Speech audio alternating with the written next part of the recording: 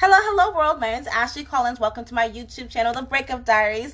I'm about to go live with Chef Yaku. So, okay, huge backstory. You probably don't know this anything about me, but I used to be obsessed with the Food Network channel, right? I was watching like every episode. So I know this person very, very well because I was like watching like all of their episodes. So I hope that you guys enjoy this. Yaku. Okay, let me get my notes ready. Okay. Hi, Chef. How are What up? What up? you What up? doing?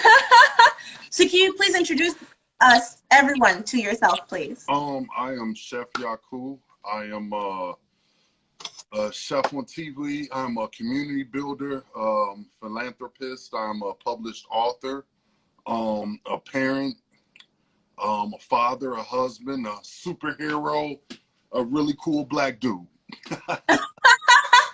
So something that people aren't probably familiar with you with is the fact that you first started off pursuing a career in basketball. Yeah. So So, basketball was like that was like my first thing from a little kid. Got me scholarships, and then it kind of took me around the world being able to play ball. And once my body gave up on me, I went through like this depression phase where I needed to find something that was going to kind of get my spirit back from just giving up ball so abruptly. And it was cooking. It was what took me back to cooking. So I instantly kind of made that change over into the culinary world, and it's been kind of all good ever since. well, you said your back gave out. Yeah.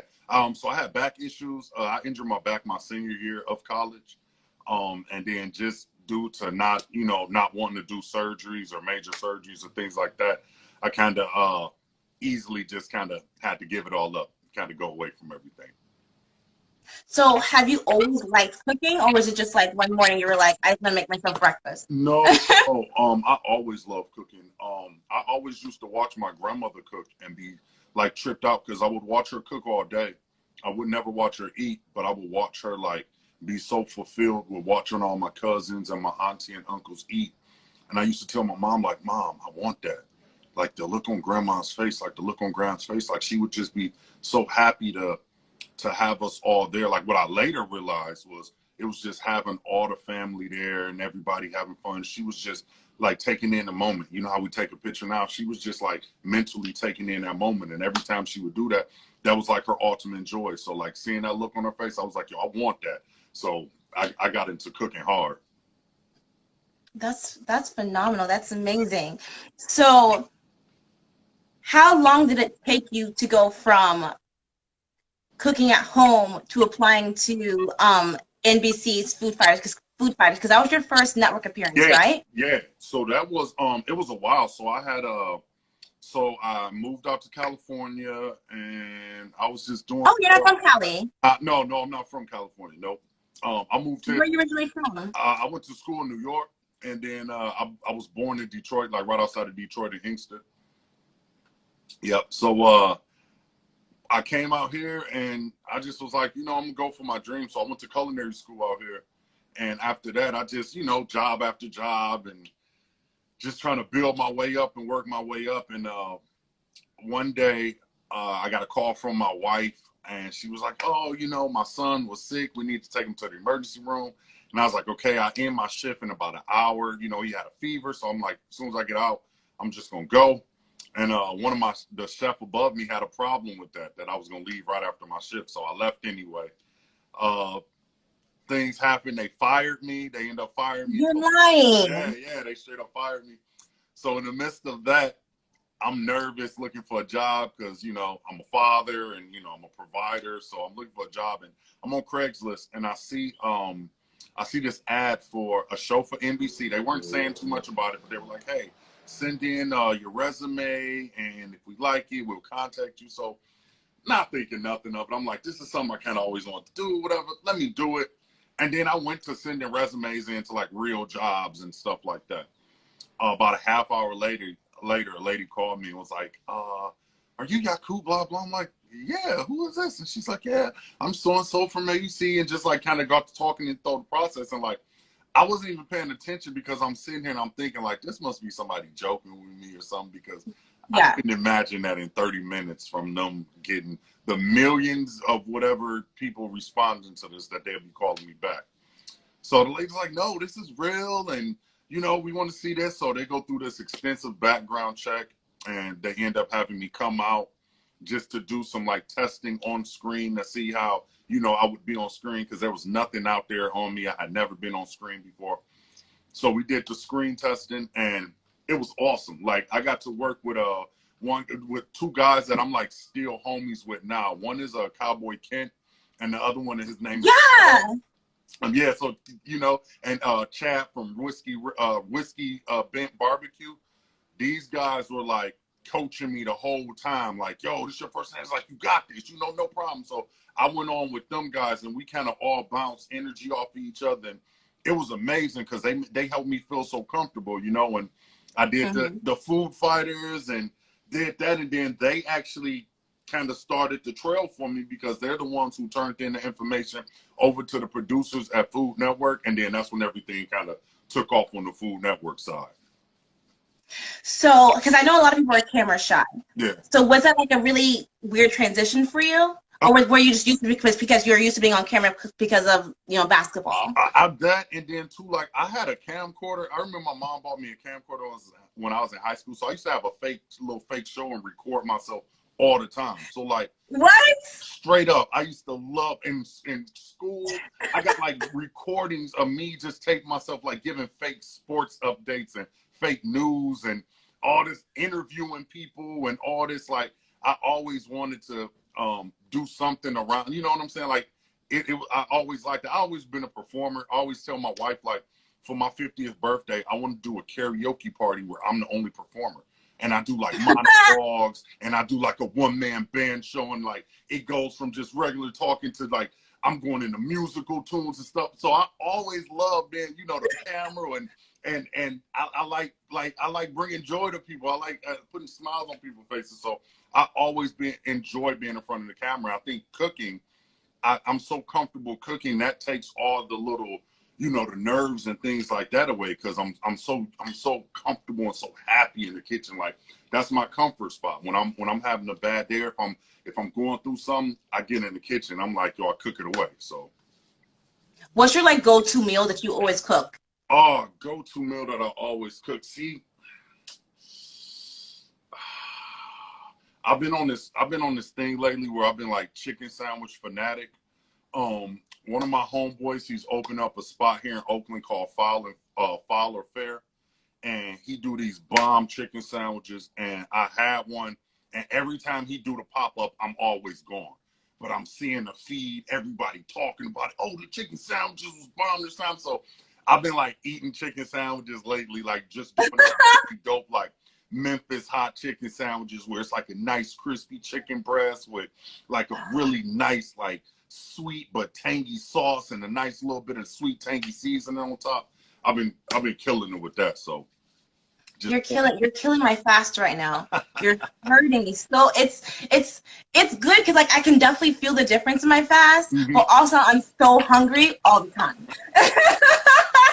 I heard, you know, what my mom used to always tell me is like, during fasting or whatever, you're hungry or things like that, one of the best tips is to brush your teeth, because you never want to eat anything after you brush your teeth. You know, when you brush your teeth, everything tastes horrible. So if you get into the point where you're like, oh my God, I'm so hungry, brush your teeth.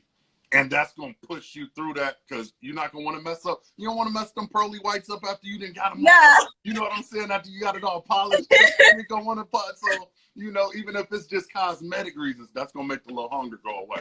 Shout out to moms for that. So, shout out moms. So can you talk to us about being a part of Food Network Star? Because honestly, like, and I'm not just saying that because it's you, but you're both of the seasons that you were on were the most entertaining, the most fun of all of the Food Networks. So talk to us about like being a part of that process. Well, one of the dope things about our season was the first season, which was season 12, was the fact that we had all done shows together. Me, Tregay, Jannard, Aaron, Monterey. A lot of those guys, we had been on sets together before, and we have done stuff. Whether it was Cutthroat Kitchen or whether it was other things. We've all competed. We've all, been there together. We hung out together. I have been down to Atlanta before, and got in touch with Trigay or Jannard, or then went in different places and linked up with them. So it was almost like a reunion when we got on set. So I think a lot of other times, like a lot of seasons, you see a lot of a lot of competitive side of people come out, which kind of overthrows everything else. Whereas we all knew we all could cook. We all knew everybody could get down. We all knew we had personality. So it was more of, I'm in competition with myself, not them, because I know what they can do. I just got to be able to, bring my A game and survive and do what I need to do. And it was cool. A lot of us really got along. A lot of us still talk to this day. For like the reunion shows, when we went back, those shows, it was a lot less having to be locked in your room or having to be on set. So when you go back for the reunion shows, it's just chilling in the hotel poolside with the people. So everybody kicking it. It's not that competition. I think that even came out on camera too, where it was like, yes, it was competitive and people were going at it because people wanted to win. But, we wasn't really down for none of the stepping on the toes and all them fake narratives that you see on a lot of the other seasons. And a lot of us was already up on that. We was like, yo, we already know that the producers be in your ear. Like, so-and-so said that, he was working next to you in that chicken look. And then they expect you to go in and be like, well, if you think my chicken, and then this person ain't even really said nothing about your chicken. You know what I'm saying? So they're off of that, which a lot of us had already knew, like, we played this game before. So it was almost like a whole different setting for us. So this is totally random. But so you're born in Detroit, lived in New York for a little bit. Now you live in California. Cali. So who is your loyalty going to this sports season? So I'm a huge Yankee fan. I get that from my pops. My pops was a huge baseball. Yankee fan. You like baseball? I'm baseball. Yeah, I'm a baseball fan. Really? Growing up, it was always a sport I loved, but I wasn't necessarily good at it, so I went away from it. But it was always, that's the sport that most reminds me of my father, because he was a Knicks fan and I was a Michael Jordan fan. So we kind of bumped heads on there. So the Yankees was the one thing that kind of was like, oh, we both root for the Yankees. So Yankees ultimately remind me of my father. It was like the relationship with my father, and a lot of firsts that I had going to baseball games with him, and chilling and learning different aspects. And I feel like that was when you think about father-son parenting time, I would say that those games was like the realest that I have in my memory of, some of those times. So the Yankees are huge with me. I'm a huge Yankee fan. Got my flag up. When the Yankee games is on, my neighbors know that it's gonna be loud. They hear the yelling. And my kids know it. So it's ride or die. That's dope. So do you watch basketball or football? Yep. I watch basketball. I'm basketball. I'm more of a fan of the players. I love seeing the players speak up and speak their cause and things like that. So I'm more of a fan of the players in basketball. I see a game on TV, I watch it. I'm a Knicks fan, but okay. Being a Knicks fan, people always say being a Knicks fan have the STD. I mean, it might not kill you, but you're not too bragging about it or nothing like that. So so I watch basketball. And kind of be like, and then football, I like football. I'm a Giants fan. My wife is a huge Niners fan. We're here in the Bay Area in San Francisco. My wife, diehard Niner fan. Her family, Niners, Giants. So our house is kind of divided, which is dope. Because when the Niners is on, my wife, I give her all the respect in the world. We're going to watch the Niners. When the Giants on, all the respect in the world for the Giants. I won her over with the Yankees. She don't care about the Giants no more. She's a Yankee fan, but our house is definitely divided when it comes to the Bay Area football. That's so funny. How long have you guys been married? So we've been married going on 4 years. We've been together 12. Yeah. 12 years. Okay, so tell everyone what's the secret to a, to a long-term relationship. Because obviously you guys have nailed it. Yeah, I mean, I think the point in our lives where we were at, I always tell her that if I met her when I was 25, she wouldn't have liked me. You know, if I met her when I was in my early 20s, she wouldn't have liked me. You know, so I think I matured. I lived my days. I went through my player days. I traveled the world. I got money. I blew through it, got it back, did everything. So I was ready to ultimately give all love and attention to one person. You know what I'm saying? And not need anything else, and be happy with Saturdays at home, chilling, about the barbecue, and be so hype about that, you know. So I was just ready. I was ready to give my all to a person, ready to be unconditional to a person, ready to be transparent with a person. So, you know, and then we just meshed. The second we met, I feel like me and my wife kicked it from the day we met, almost every day from then on, unless I was, you know, traveling, something like that. But we kicked it, and we change roles, you know. We're husband, wife. I feel like when we go to bed, we're husband, wife. When we wake up, we're husband, wife. After that, we turn into teammates. We turn into boyfriend, girlfriend. We turn into people that flirt with each other. We turn into partners. We turn into a tag team wrestling team when we got to wrestle the kids because they into wrestling.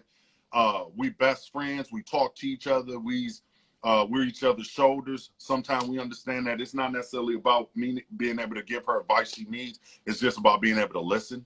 You know what I'm saying? So just that role transfer, how we constantly play different roles with each other. We joke. Anybody that be around, like, damn, y'all always laughing and joke. We talk shit back and forth, non-stop joking. Talk. She matches my energy. I walk past her right now, hit her with the one touch game, and she'll chase me around the house. You know what I'm saying? And that's you gotta keep it fun like that. We gotta you gotta keep it fun and be adult. And we teammates with the parents. There's no gender roles in our house. And what I mean by that is I cook every day. I try to keep the kitchen clean. My wife cleans the house. My wife is like, she sees shit that I don't see, and she's like able to just be like, okay, that needs to get clean. So like we switch roles. It's just like, boom, she don't worry about the trash. She can walk past me and be like, babe, you know, the laundry, can you just take it downstairs to the garage? Boom, she gonna pop it in. We teammates. You know what I'm saying? We tag each other in. Babe, your turn. Babe, she need a break. She take her break. You need to ride and chill. I got my greenhouse, so I'm out there relaxing, getting in my, you know, my Yakutopia. So it's, as much as we are a relationship and as much as we are a unit, we are still the individual people we fell in love with. You know what I'm saying? As crazy as that sound, and my love for her being happy and her love for me being happy is what constantly moves us. Yeah, that's so beautiful. Okay, so I hate, like, now we're gonna go to a sad subject, but like a serious subject. So so you go live regularly. I would say every day, basically, right? Yeah, almost every day. Yep. And lately your commentary has been a lot about the movement, about Black Lives Matter, about the protests. And I was watching one of your lives the other day, and you said a quote that has been resonating with me since you said it. You said, you don't understand because you have savagery in your bloodline. Absolutely. Absolutely. So can you just let's rewind, go back to your school days, and tell us about your education of Black history. My education of Black history started when my mother I tell people my mother made trained assassins. My mother is pro-Black. My mother is, we never stood for the Pledge of Allegiance. We never stood for none of that. My mom said, when you hear that and everybody place their hand over their heart, you sit down. We never stood up for that. Did you get in trouble? Yeah. And my mom said, yo, they got a problem with it, hit me, and I'll be right there. And they knew they didn't want to do it. My mom told me, and they'd be like, okay. You know, so, and then I just wanted my name. My mom really took a lot of, in my name, I wanted to know why I had this name because I got teased about it a lot. And I was like, Mom, why would you name me that? So my mom was like, you know, it's a lot of history in your name. And when you get older, you're going to realize that. I remember getting teased so much and kids calling me Yakuchi.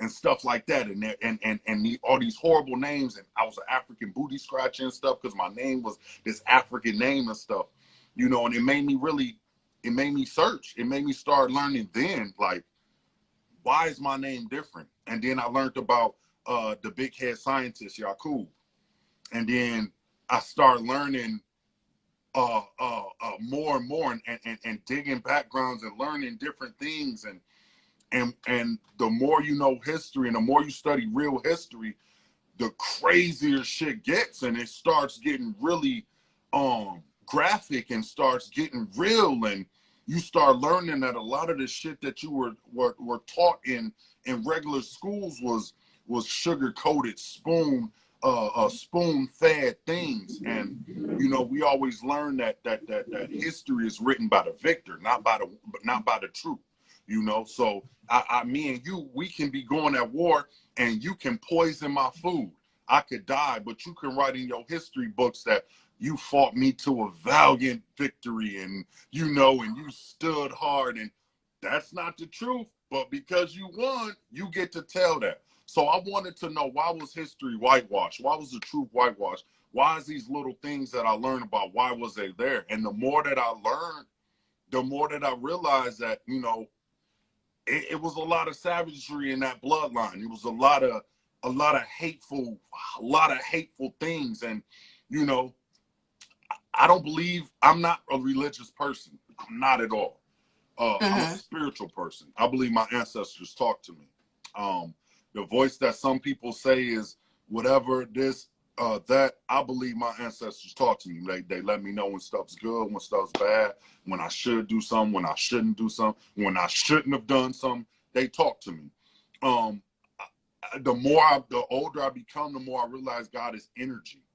I believe more that the guy is energy. The better energy I put out, the better it is for me, and to a certain extent. But you know, and these are all things I still question. But just learning the history and learning about, you know, babies getting fed for alligators, and learning about the tools that they used to use to buck black men, and the bucking of black men in front of their family. These are savage things. And if you even study, like, I even looked at slavery through civilizations, because I said I didn't want to ever point the finger at anybody and not be able to have some kind of back. So slavery is something that's going on. It's going on millions of different places all throughout history. It's going on.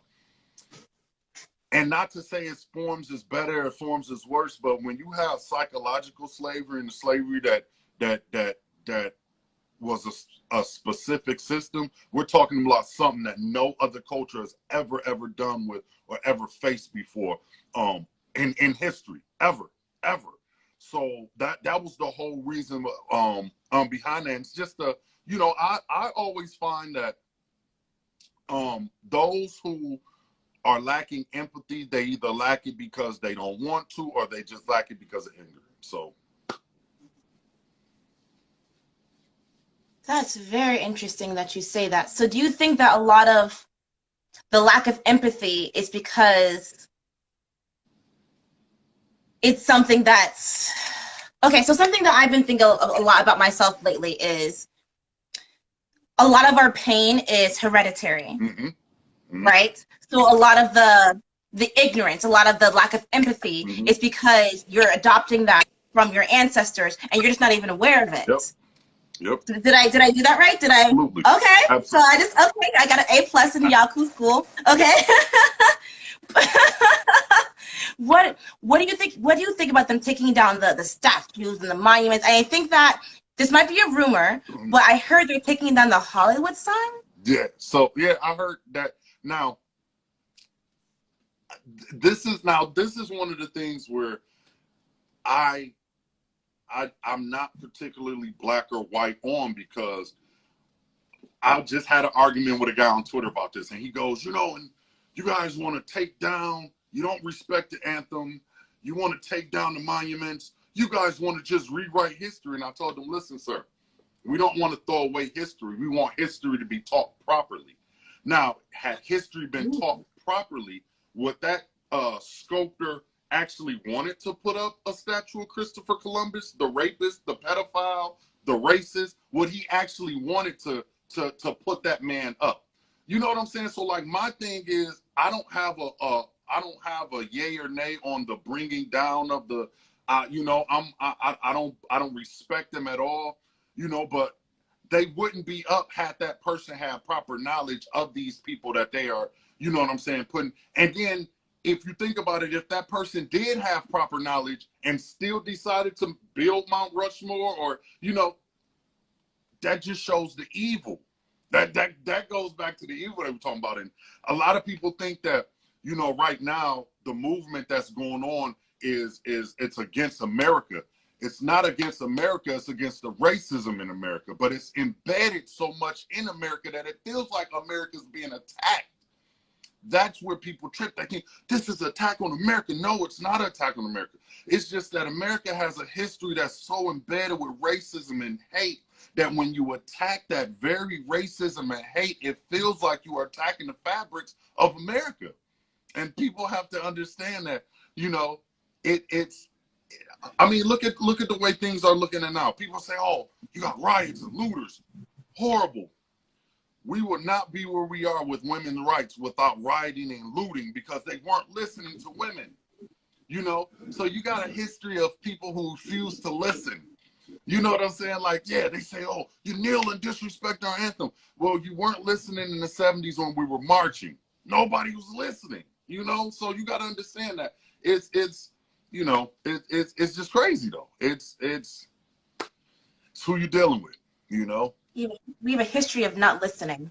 Absolutely, absolutely. And I've learned that a lot of times miscommunications can get settled with listening. That's one of the things I learned. Like I used to have this thing where I had no problem going off on racists and cutting into them and 100 posts letting them know how dumb they mama, everybody else is trash. And then I thought, what if I had the opportunity to get them to sit down and listen and let real history kick their ass? I don't need to kick their ass. You know what I'm saying? I don't need that bad energy, because then I'm hyped up, I'm not feeling good. I don't have good energy for my family. So why not try to get the situation, try to get one-on-one with them. I try to get in them DMs. If you say some hate racist shit, I'm gonna be in your DM, but I'm gonna come in like, yo, let's talk. I want to hear I want to hear why you think I'm ignorant and can't have a logical conversation. And then I want to let you know why I feel and let you know the things that I know, you know, and a lot of times, you know, I get blocked, you know, so but I do got, you know, I have one or two guys that I'm cool with now to this day, because we decided we're going to settle it over a cold one and we're going to talk about it. And I'm not saying I'm going to bring somebody to the side. I'm not going to have these guys marching in the next Black Rallies movement or Black Lives Matter movement. But I'm going to take the opportunity for that clear air to let them hear it, to let them, and not hear it in a bad way, but just let them hear some history, some facts, you know, in a manner in which it's easy for them to tolerate, you know. Sometimes when babies are born, they don't have teeth, so you got to feed them baby food. And that, you know, then eventually they develop teeth. Sometimes you got to, you know, for these people, you got to break it down and mush it up for them and feed it. And then as they get a little bit older in it and they start getting it, then you're going to give them the whole steak. Like, okay, let me give you the, you know, but it is what it is. It's how we got to do it. And I used to get frustrated being like, why is a black man, why do I always have to be the teacher? Why do I always have to be the bigger person? And, you know, it goes back to the theory. We're children of God, right? And if my father's German, I'm German. If my father's Dutch, I'm Dutch. If my father's Haitian, I'm Haitian. My father's God, I'm a God. So the reason that I need to be the bigger person, the reason why sometimes I need to be that, because the God in me, you know what I'm saying? That's why.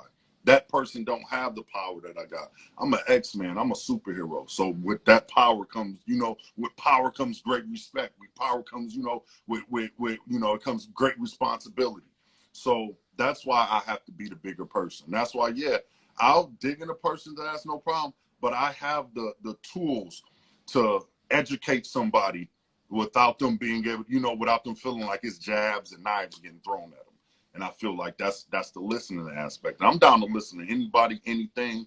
I'm a learner.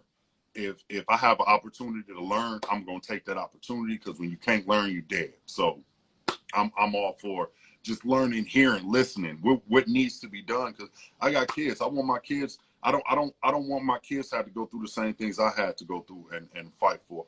I just had to tell my son one of the same stories that my mother had to tell me with dealing with the outside world and police, and I almost like teared up and had to stop myself, because I'm like, 30 years later, we're still at the point where that same conversation exists.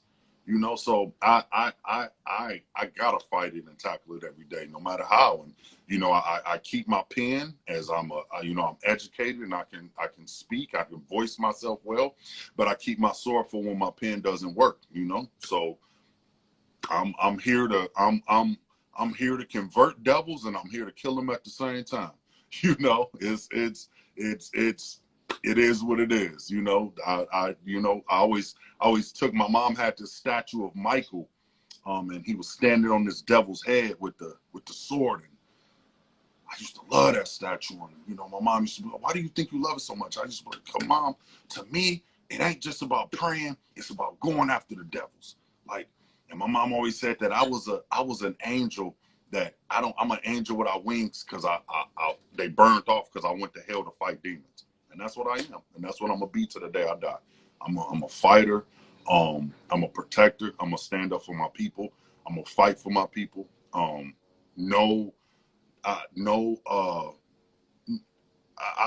People always say you missed opportunities because how boisterous you are. But if there's an opportunity that won't allow me to be boisterous, that's not an opportunity for me. So I'm going to continue to be me, and the energy, my energy the nature is going to take care of me and supply me. So I don't trip. We're going to fight this motherfucker till the wheels fall off. No, I literally just say the same thing. I've had a lot of missed opportunities, but I'm like, if I can't be myself, I don't want to do it. Amen. Sorry. Amen. Amen. So speaking of children, so are they going back to school this season? No, they'll be homeschooling, which is a blessing. I didn't have a black male teacher until I was in high school. Right now, my son and daughter have a black male teacher. There's only 2% black male teachers in America. Only 2%. Only 2% of teachers. I'm trying to argue with you, but I'm trying to think of a black male teacher. I can't think of one.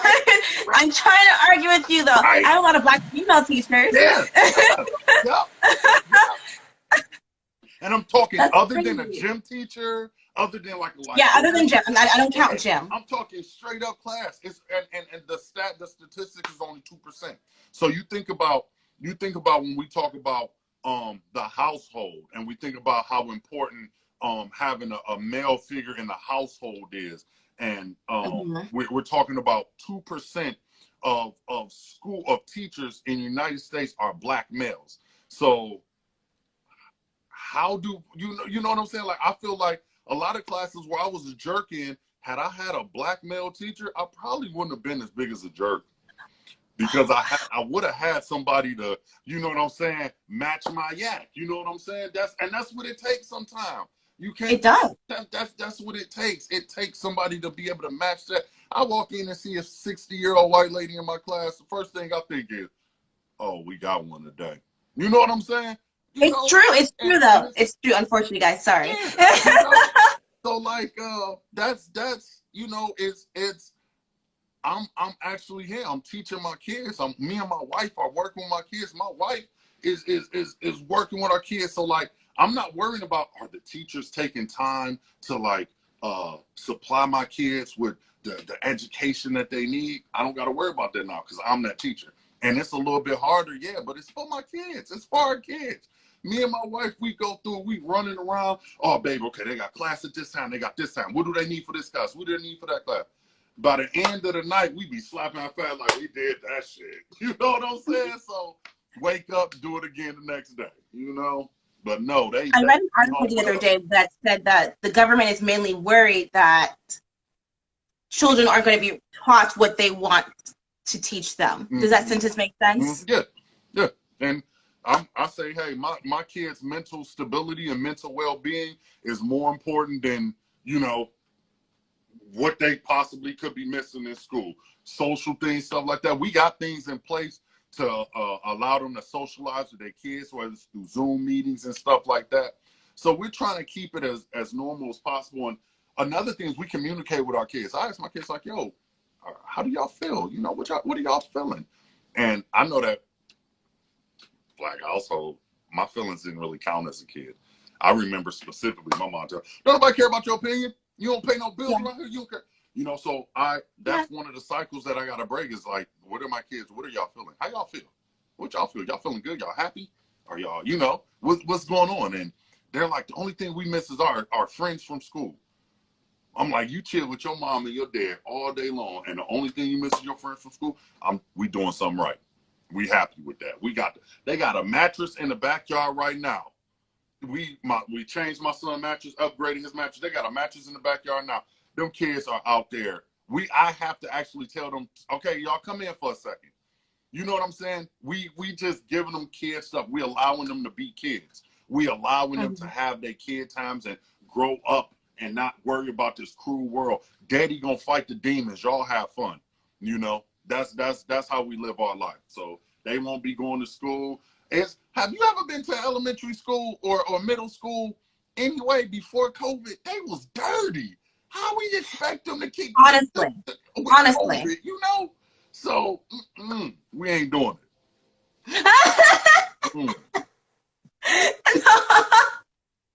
No, I was saying that the other day. I was like, I think we're forgetting how gross we were as kids. Yeah. We just like roll out of bed and don't even shower. You know, like, are we forgetting that? Yep. Like, Yep. So. Like, that's so funny that you say that. Okay.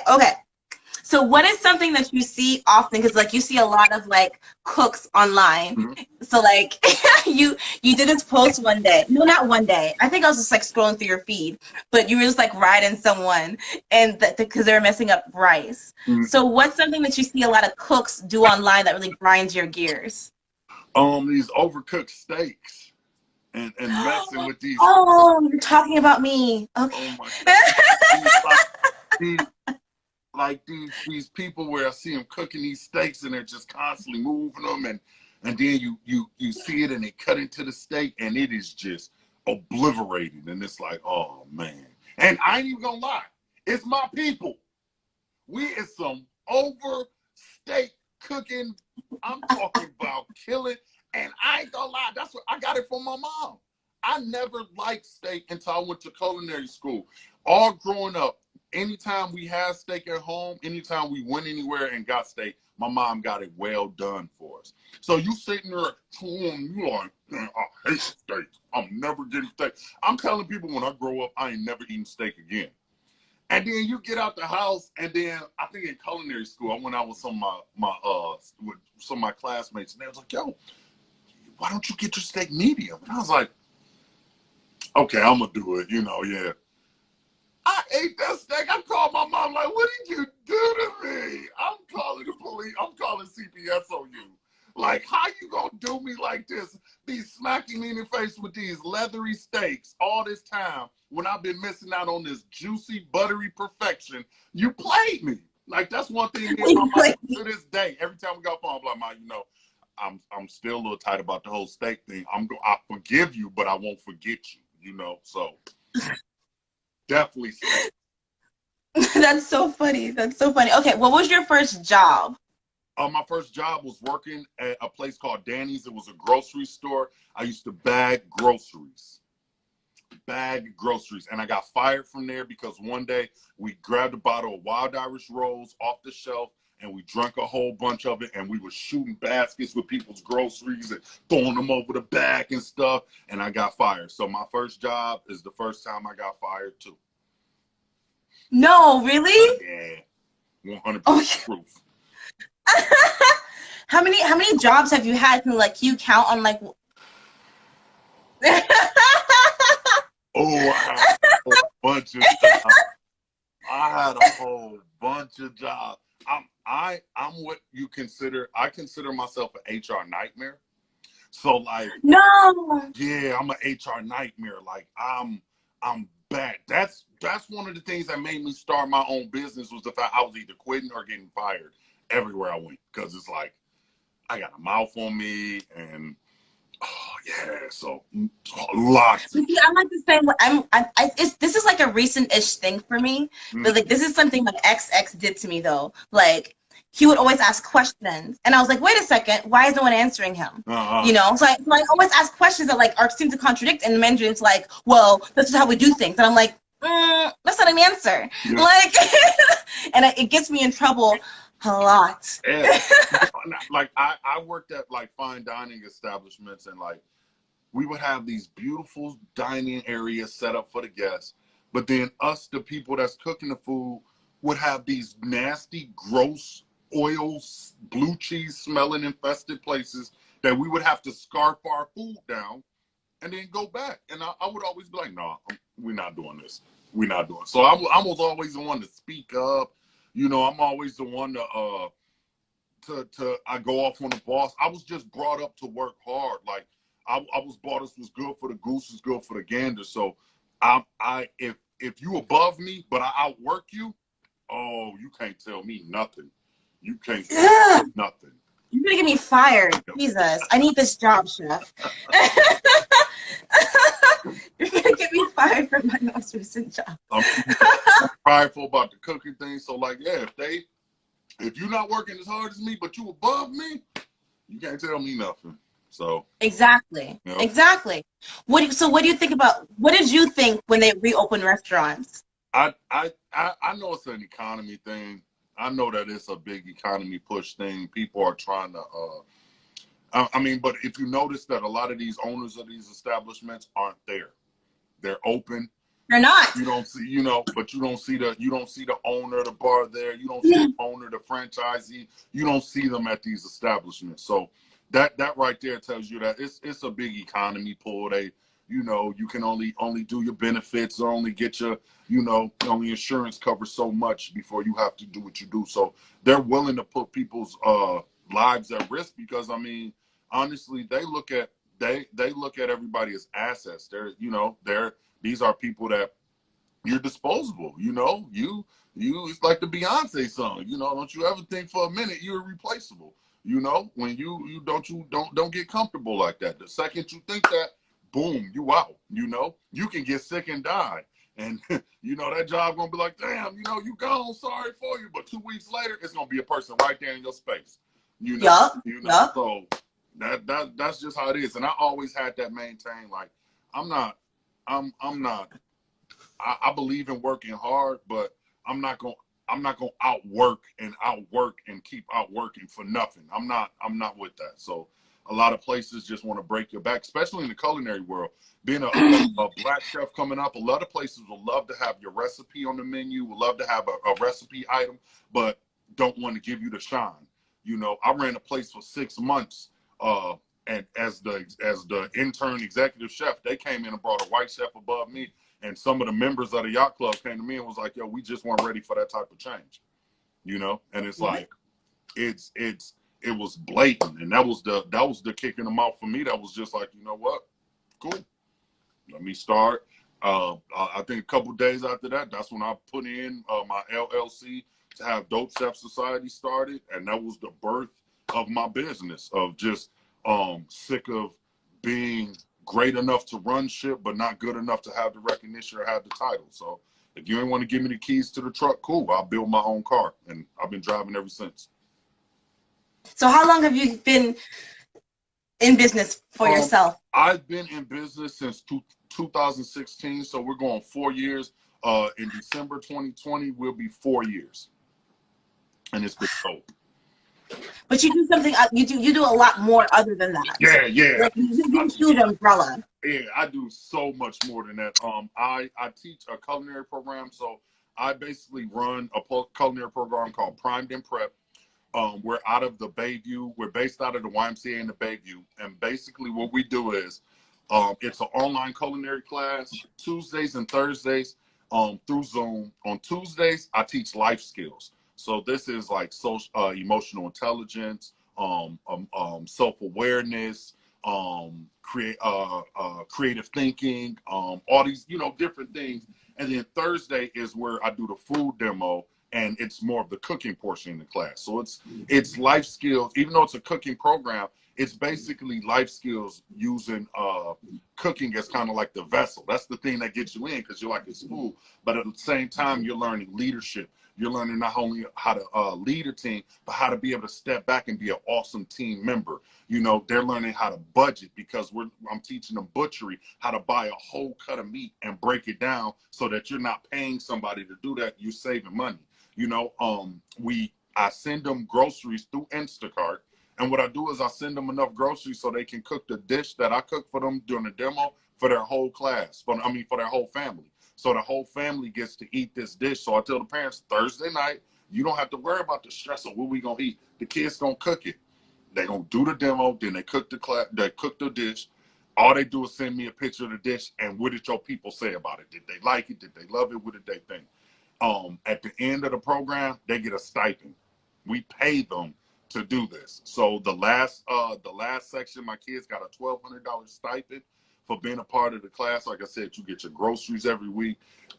It's a networking opportunity, because we do so much things in the community. There's always an opportunity from the network, jobs, food handler certificates, so that they can work in a restaurant.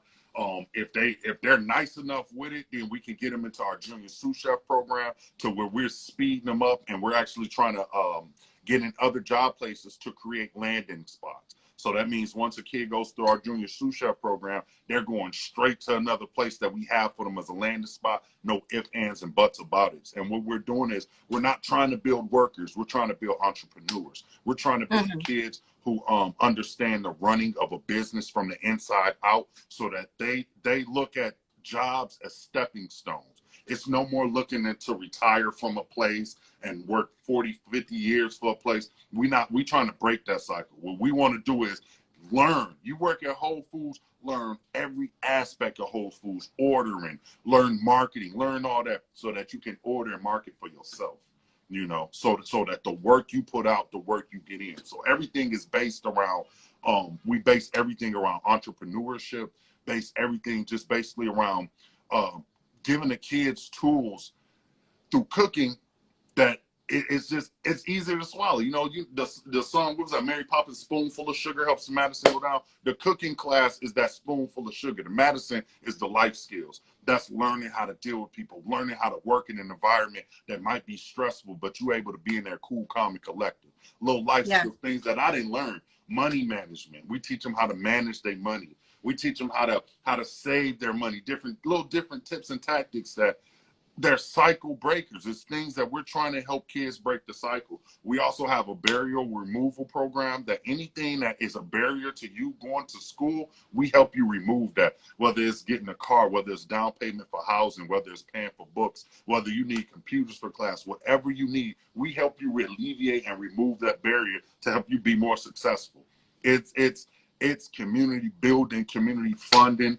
I'm starting up a community relief where we're working with the local police, because we know that if you build a relationship with the people who police the area, they're less likely to shoot you for no absolute reason. And then we're less likely to do crime, because, hey, I know that's Officer so-and-so, he patrols this every single, so it's building community. We're trying to build community from the inside out. It don't matter who's at the helm. It don't matter what orange guy, what white guy, what pink guy, purple guy is at the top and we call president. If we do our groundwork and we work hard on this ground, it don't really matter. Don't matter who's in office. We're going to do it, Wow.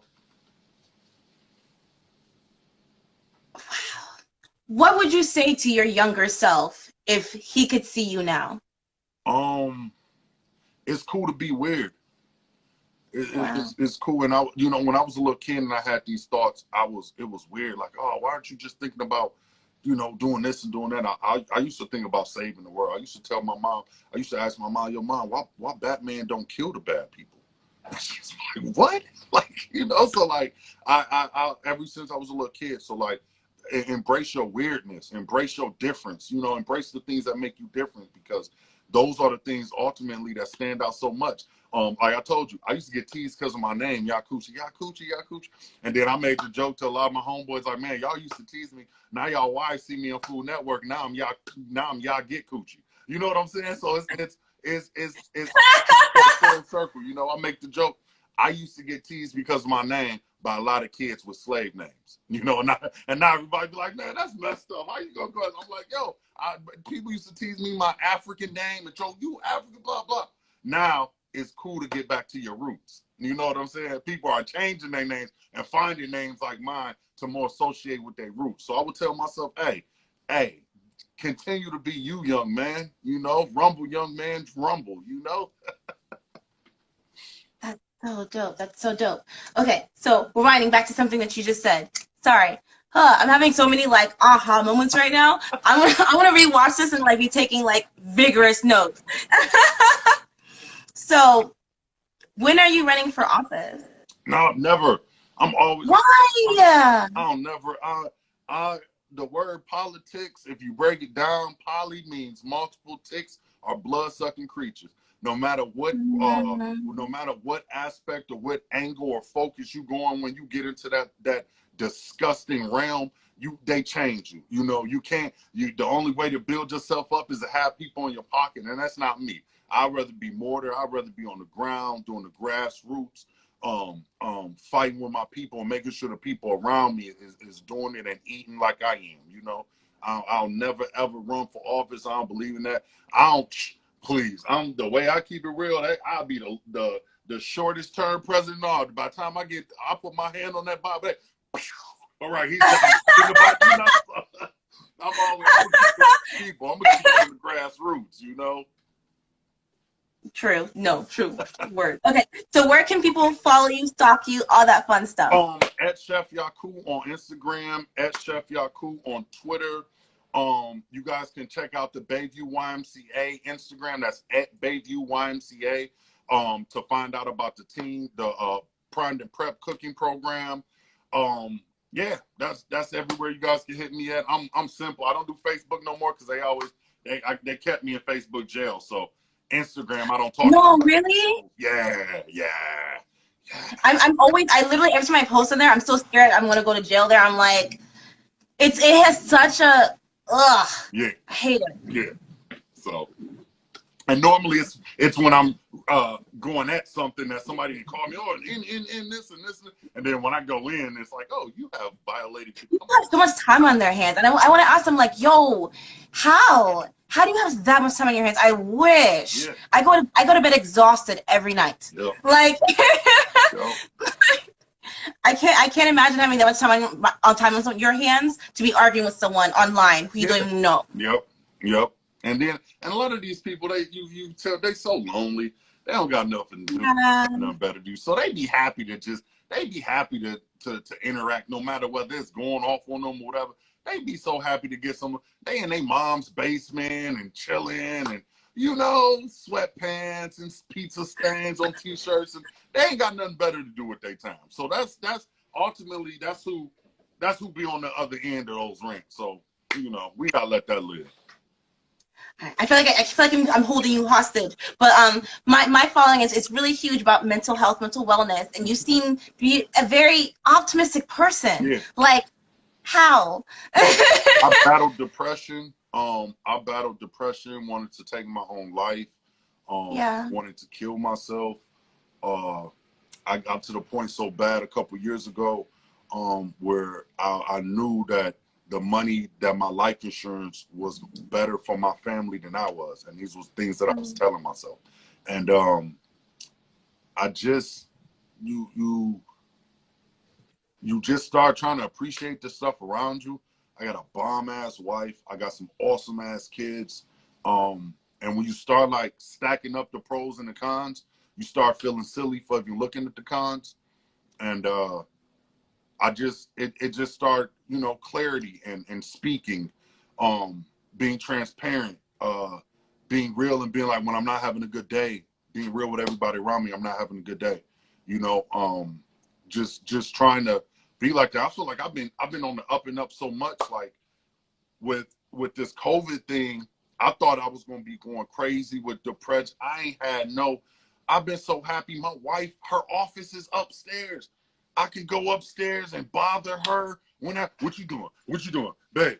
You know, so it's so dope to have my family here, and I hate that COVID, which is, you know, taking so many lives. I hate for that to be the reason I ultimately do, but I've looked at this as like a reset for me, and not only me but my family.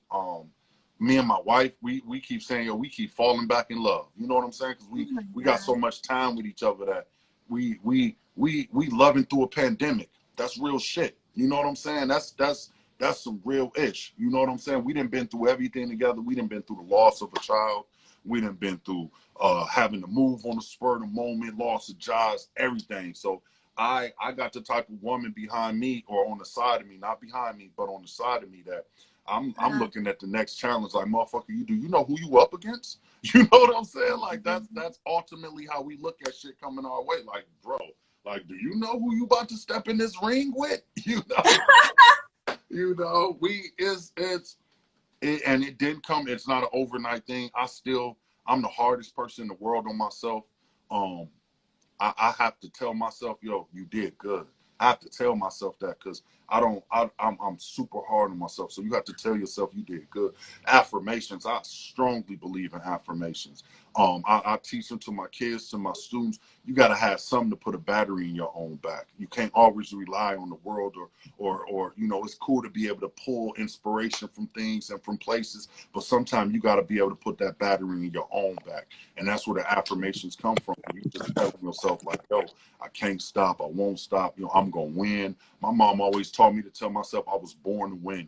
I'm born to win. No challenge is going to stop me, because I was born to win. You know, so it's every day it's a fight, yo. Every single day it's a fight. But just love yourself and know you deserve so much. You deserve to be awesome. You deserve to be happy. When you start telling yourself that you deserve to be happy, that you deserve to be in a great space, that you deserve to be around awesome people, that you deserve to have things in life you have, it's a whole different move, you know? Yeah, the little voices can't tell you shit after that. You have no idea how much I appreciate you right now. Oh. Well, just in general, like, just the people, I believe that life happens in ripples, Yeah, right? Don't worry about saving that cheesy quote from Batman. Don't worry about saving everyone, just save one person. yeah. But that one person is going to affect other people. Absolutely. So thank you so much for this opportunity. I really appreciate it. It's all good. All good. I'm always here for my people. All right. Well, thank you so much for being here with us. Thank you for anyone who's watching this live / the replay. Hit Chef Yaku up. He's gonna help you fix your steak. He's gonna help you fix your life. I'm here. Hey, yo, I'm really here for the people. Straight like that.